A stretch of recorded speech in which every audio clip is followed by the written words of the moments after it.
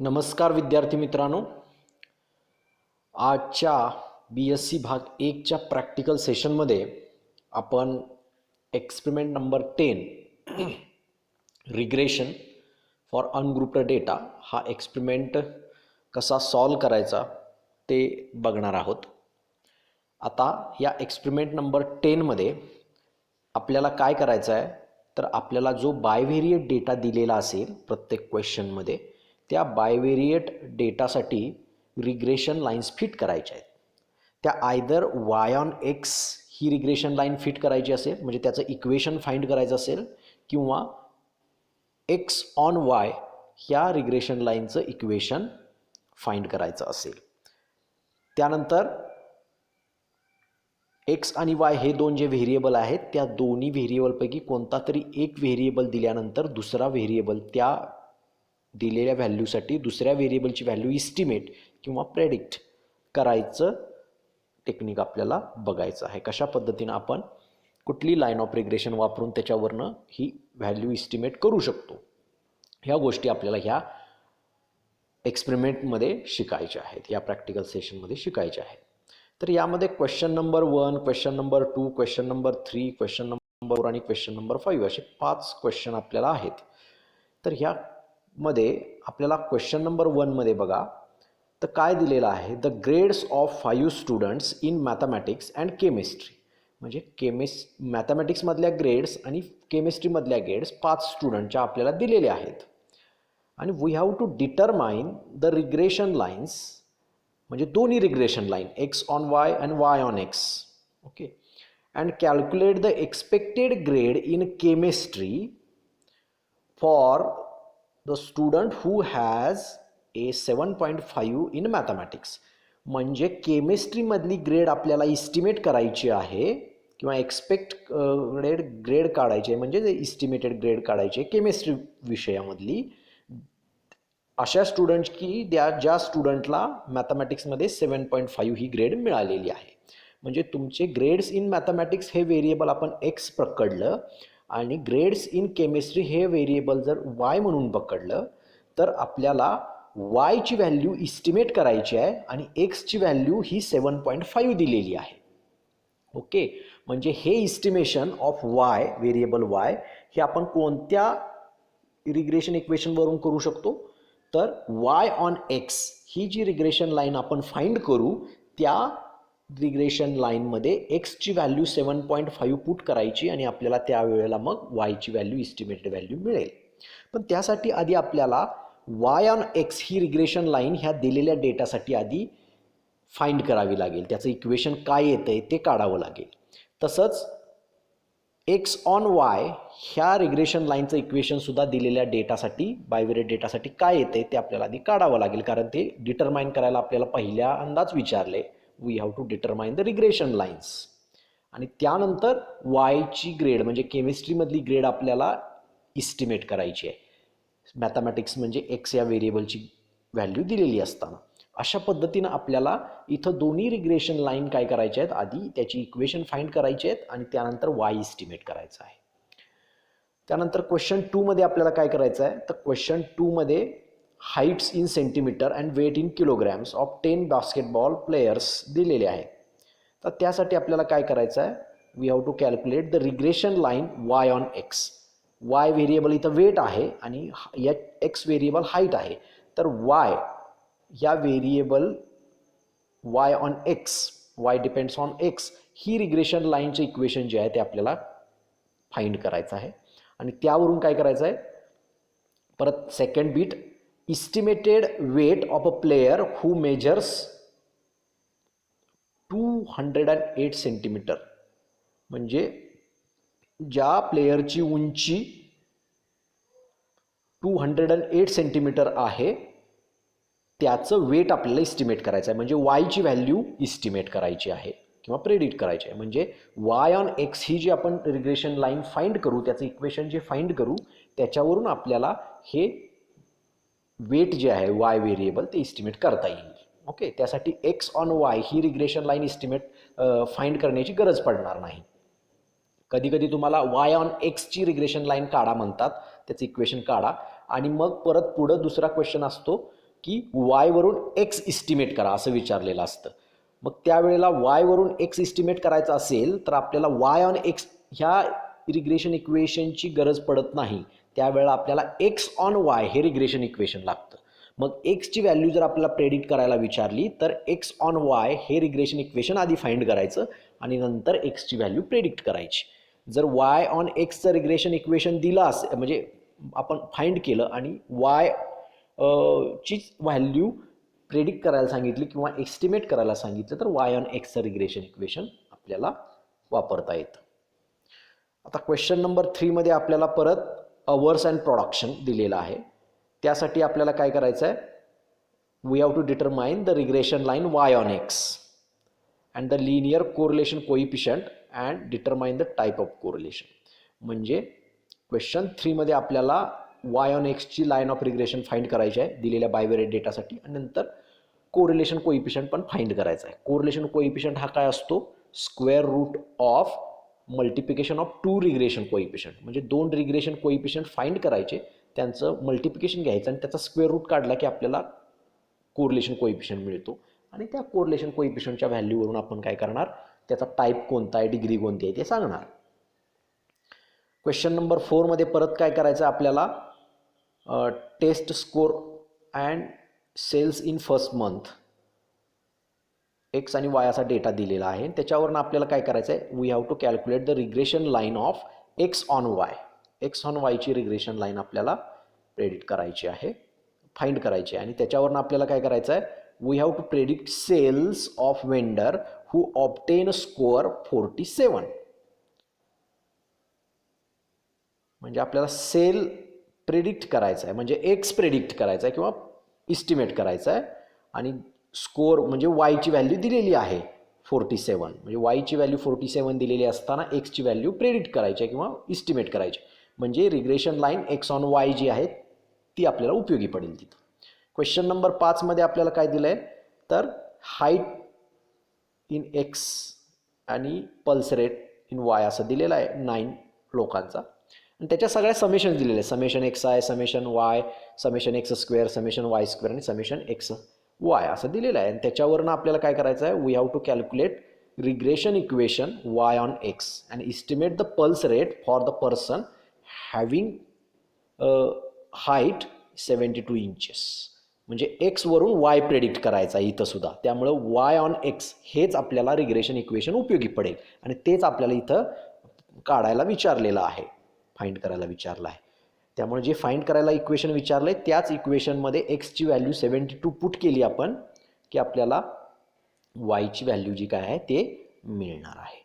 Okay. आणि त्यासाठी जो डेटा आहे तो डायरेक्ट ज्या समेशन लागतात आपल्याला रिग्रेशन इक्वेशन फाइंड करण्यासाठी त्या समेशन तुम्हाला दिलेले आहेत, डेटा न देता डायरेक्टली समेशन दिलेलं आहे. म्हणजे तुमचं काम हलकं केलेलं आहे समेशन काढायचं वगैरे वगैरे. अशा पद्धतीनं आपल्याला हे रिग्रेशनचा एक्सपेरिमेंट आपण सॉल्व करू शकतो. आता हे सॉल्व करत असताना आपल्याला एक फॉर एक्झाम्पल नमुना दाखल एखादी रिग्रेशन इक्वेशन कशा पद्धतीनं फाइंड करायचं वाय ऑन एक्स, त्याचं फॉर्म्युले काय असतात, त्यासाठी ऑब्झर्वेशन टेबल किंवा कॅल्क्युलेशन टेबल काय येतं, कॅल्क्युलेशन कसं करणार, हे आपण एक नमुना दाखल इथं बघणार आहोत. एक एक्झाम्पल. त्यासाठी आपल्याकडं इथं एक एक्झाम्पल आहे. या एक्झाम्पलमध्ये आपल्याला काय विचारलंय किंवा दिलंय, age in years of 15 young couples is given below. Age of husband आणि एज ऑफ वाईफ असं दिलेलं आहे.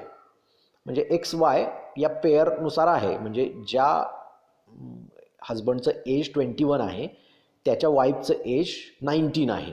अशा पद्धतीने ते सिरियली दिले.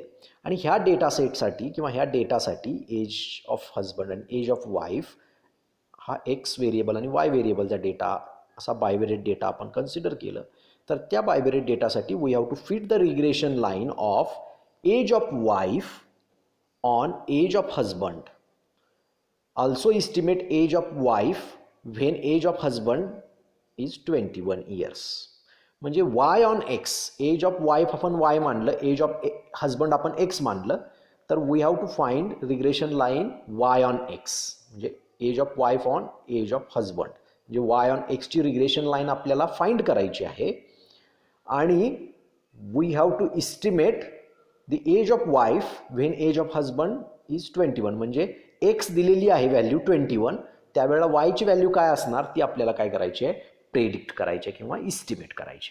म्हणजे इथं आपल्याला regression line Y on x ही आपल्याला फाइंड करायची.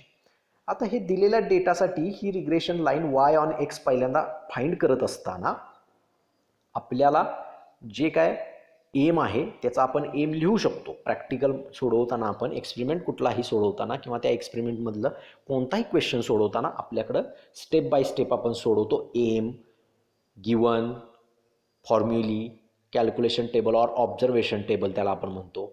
त्यानंतर कॅल्क्युलेशन झालं की रिझल्ट अँड इंटरप्रिटेशन, अशा फॉर्मॅटमध्ये आपण तो क्वेश्चन सोडवतो. मग त्यामध्ये आपण पहिल्यांदा काय लिहिणार आहोत, एम लिहिणार. सोल्युशन आता हे एक्झाम्पल टाईपमध्ये सोडवलं आहे, पण सोल्युशन लिहिताना किंवा ते क्वेश्चन सोडवताना कोणत्याही एक्सपेरिमेंटमध्ये आपण पहिल्यांदा एम लिहितो. टू काय लिहिणार एम याचं, to fit the regression line of age of wife y on age of husband x and also to estimate the age of wife y when age of husband x is 21 years. हे आपलं aim झालं. Given म्हणजे काय, तर given age in years of 15 young couples is given below. ते आपण खाली data जो आहे तो लिहू शकतो गिवनमध्ये. त्यामध्ये फॉर्म्युलीमध्ये काय येणार बघा आता, here we have to find line of regression of age of wife on age of husband, that is regression line y on x. So we know the equation of regression line y on x. पहिल्यांदा आपण equation of regression line लिहिणार. तो आपला पहिला formula येणार, y is equal to y bar plus byx into bracket x minus x bar. हे आपले equation of line of regression y on x.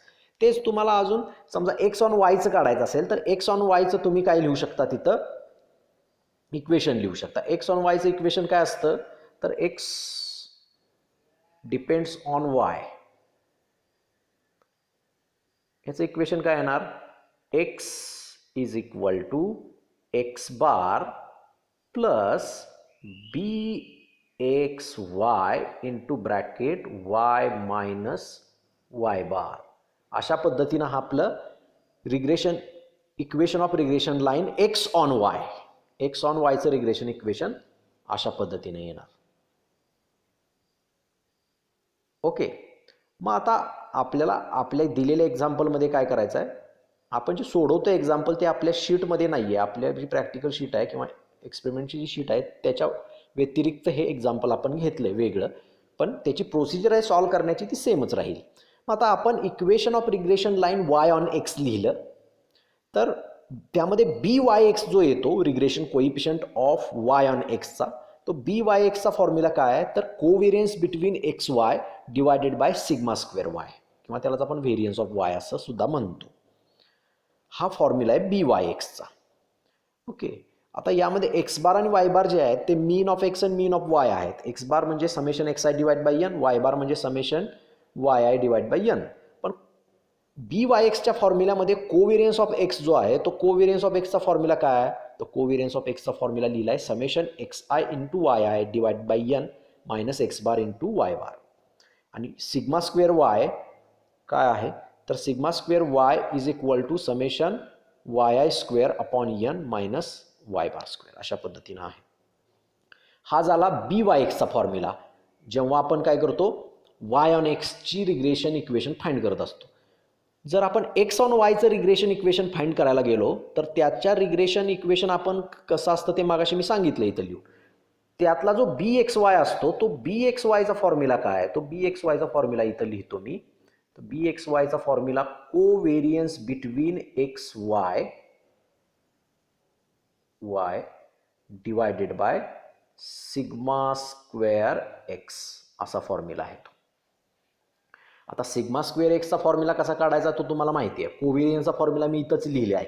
Okay, मग त्यावरून तुम्ही बी एक्स वाय काढू शकता आणि तो बी एक्स वाय काढून एक्स बार वाय बार पण तिथं सेमच येतात फॉर्म्युल्यानुसार आणि मग त्या व्हॅल्यू पुट करायच्या एक्स ऑन वायच्या इक्वेशनमध्ये आणि मग तुम्हाला रिग्रेशन इक्वेशन एक्स ऑन वायचं मिळून जातं. म्हणजे अशा पद्धतीनं तुम्ही हा फॉर्म्युला काढू शकता regression equation x on Y.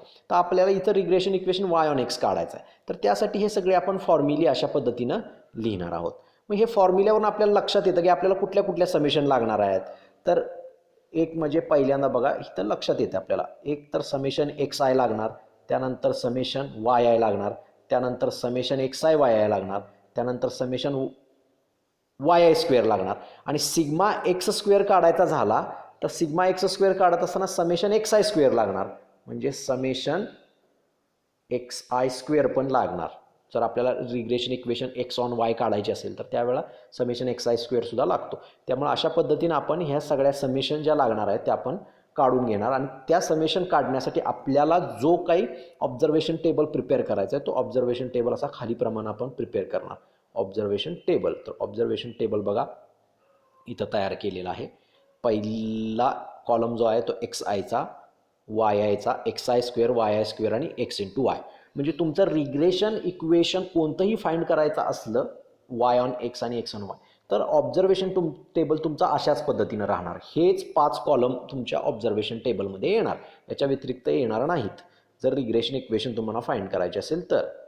तर इथं तुम्हाला बघा पहिला जो दिला आहे हा दिलंय ते समेशन एक्स आय दिलं, हे दिलंय ते टोटल आहे, समेशन वाय आय दिले, हे दिलंय ते समेशन एक्स आय स्क्वेअर आहे, हे आहे ते समेशन वाय आय स्क्वेअर आहे, आणि इकडं जे दिलंय सगळ्यात शेवटी ते summation x i y I. ह्या सगळ्या समेशन तुम्हाला मिळालेले आहेत तिथं.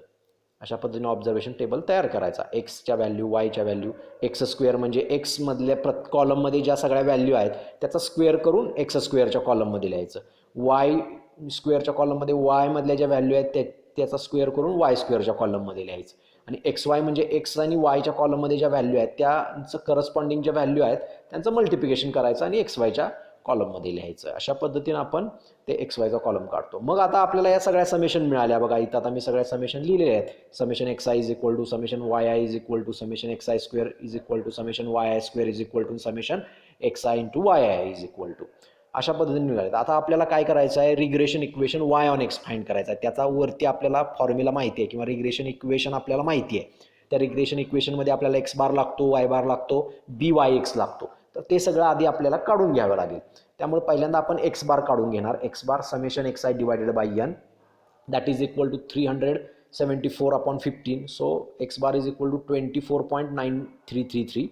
y bar summation yi upon n that is 331 divided by 15. So y bar is equal to 22.0667. अशा पद्धतीने y bar मिळेल. मग आपण सिग्मा स्क्वेअर एक्स काढणार, सिग्मा स्क्वेअर वाय काढणार आणि कोव्हेरियन्स बिटवीन एक्स वाय काढणार आणि मग बी वाय एक्स वगैरे काढणार. बी वाय किंवा बी वाय एक्स किंवा बी एक्स वाय जे काय आपल्याला रिग्रेशन इक्वेशन फाइंड करण्यासाठी जे लागणार आहेत त्या सगळ्या गोष्टी आपण काढून घेणार. सो सिग्मा स्क्वेअर एक्स काढला तर summation x i square divide by n minus x bar square त्या व्हॅल्यू तिथं पुट करायच्या. व्यवस्थित सॉल्व्ह केलं तर आपल्याला sigma square x is equal to 17.662 मिळेल. सिग्मा स्क्वेअर वाय काढायचं असेल तर summation y i square divide by n minus y bar square त्या व्हॅल्यू सगळ्या पुट केल्या तर आपल्याला sigma square y is equal to 11.921 असं 929 असं मिळेल. सो त्याच्यावरनं बी y x is equal to covariance between x y comma sigma square y. पण कोव्हेरियन्स बिटवीन एक्स वाय काय आहे तर summation x i y i upon n minus x bar y bar. So summation x i y आयची value put केली, x bar y bar आपण वरती काढला आहे ऑलरेडी, त्या व्हॅल्यू पुट केल्या, सॉल्व्ह केलं तर आपल्याला कोव्हेरियन्स बिटवीन एक्स वाय काय मिळेल 12.271. आता बी वाय एक्स जो आहे आपला तो बी वाय एक्स हा आपल्याला कॅल्क्युलेट करायचा आहे.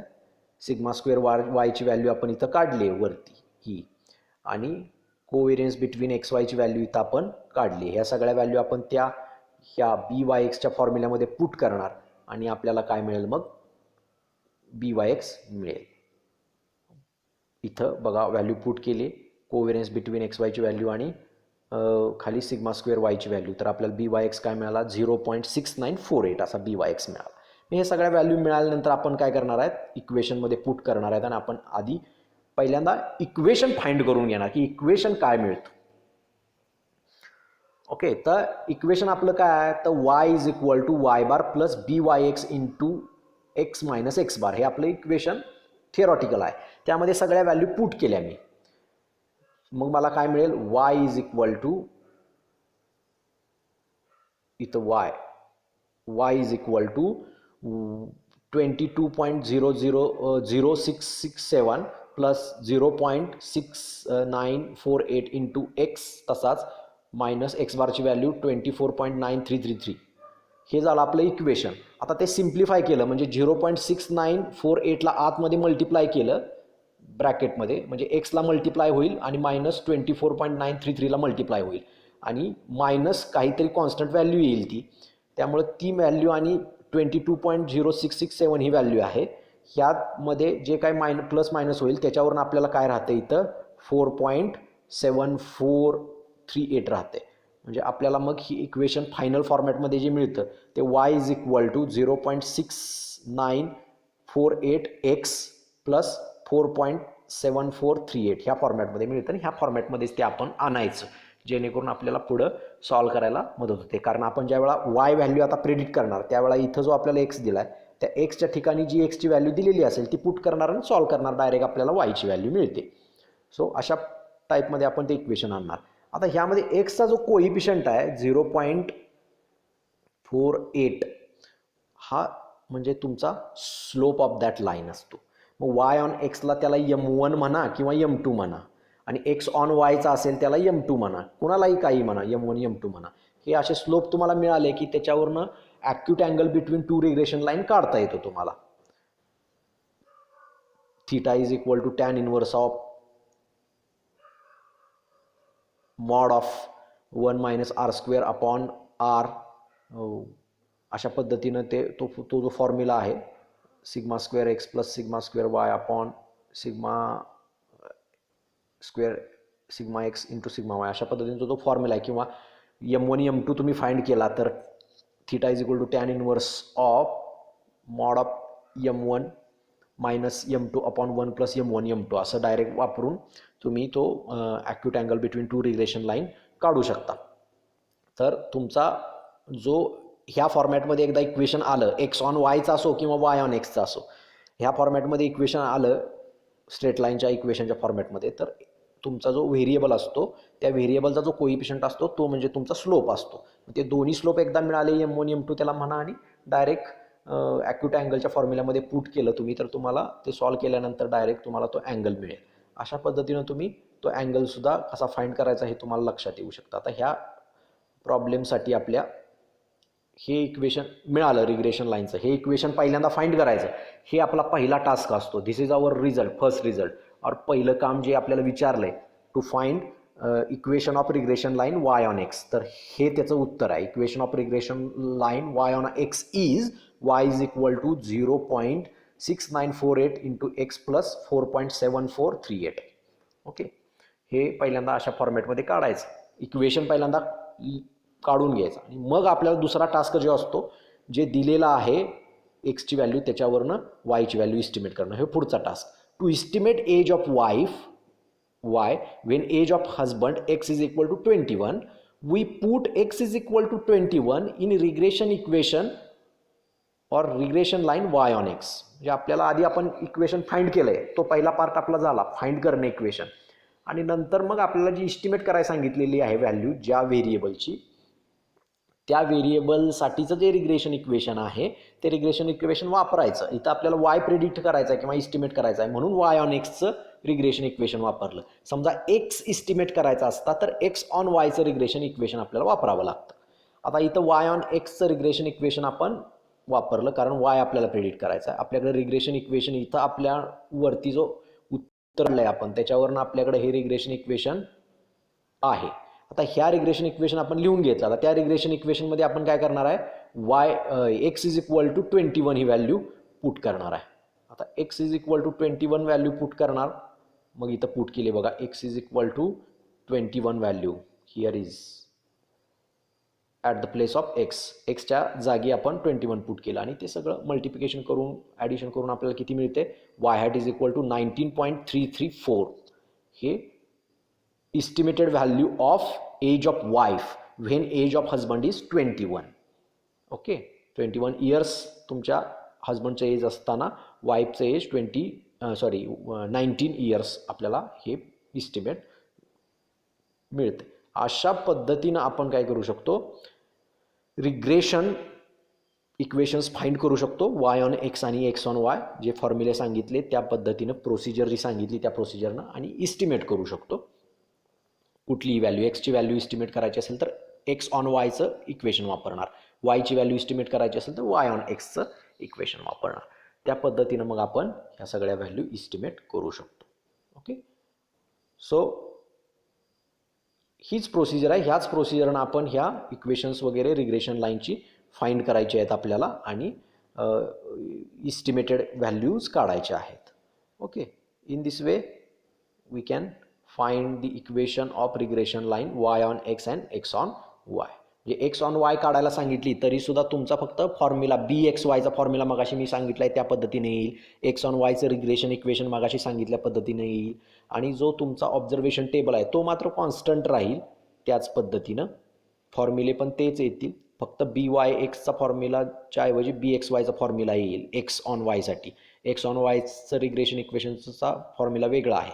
त्या पद्धतीने फक्त ऑब्झर्वेशन टेबल तुमचा सेम राहील, x Y x square Y square x into Y असे 5 कॉलम राहतील आणि मग कॅल्क्युलेशन त्या पद्धतीनं होईल आणि त्या पद्धतीने इस्टिमेशन होईल.